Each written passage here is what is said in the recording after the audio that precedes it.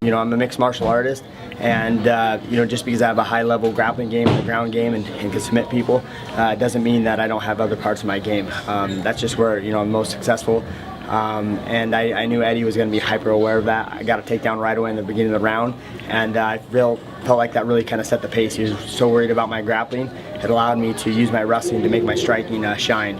And as soon as if he lacked on my striking, I was going to take him down. So that's what mixed martial arts is being about, is you know, using your striking to make your wrestling effective, and use your wrestling to make your striking effective. And I feel like that's something I'm really good at. And I, you know, was pumped that I got to show a little bit more of a skill set tonight. Were you conscious in the first round? You got that early takedown, he gets back up, you threw a couple shots and went down on one, he got underhooks and pulled you back up. Those were really the two takedowns you went for, but after that, I wouldn't say you abandoned it, but really it seemed like it clicked that you understood you were getting to him with your striking, you went to it more often. Was there a moment where you realized, I'm faking him out with the wrestling and actually landing strikes, or were you just trying to kind of switch it up each time and it just happened to result in success repeatedly?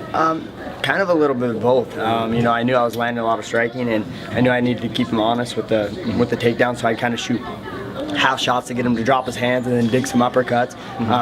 You know, but if he got lackadaisical and he planted his feet, I was gonna shoot a hard shot and wrestle him. But he was doing a really good job of having great lateral movement and cutting angles, and he didn't really let me get off a solid shot. You know what I mean? I was trying to taunt him a little bit because he was running so much. I'm like, plant your feet, let's brawl. And you know, if I could have got him a little bit more solid ground, I would have took him down. But you know, the way he was moving, I had to fight the way I did, you know, and luckily, I came out with the win. You know, first of all, I want to say Coach Jimmy Gifford was one of my striking coaches this whole camp. He's been working with Misha for a while, and you know, I haven't really worked on my striking probably for 6 or 7 years, other than MMA sparring where I can mix in my wrestling. I didn't really believe in just striking unless you could wrestle, and you know, I saw what Jimmy Gifford was doing with Misha, the things he was doing that, you know, I really believed in, that it wasn't just a cookie cutter striking, and you know, I took a step forward and I worked with him a lot this camp.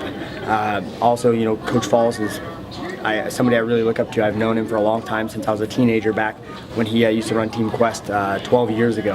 And so that guy was, you know, always a phenomenal coach to me. And really, for me, that's why I moved to Las Vegas, is specifically because of Coach Robert Falls and his mental game and his coaching ability. And yeah, during the corner, you know, different fighters like different things. I feel like Misha and I are completely different in that aspect. I'm a very technical fighter. I like his size. You know, technical things. Other fighters are too focused. They can't really hear. They like, you got to get in his face. You got to push the pace. You know, they like more base level stuff. But that's why I like Falls, is because he can break something down. You know, a lot of fighters will ask questions of the coach, like, "Well, just do it on the coach." That doesn't fly with me. I need somebody who's, you know, intelligent and can break down why I'm doing something. If I understand, I'll believe in it.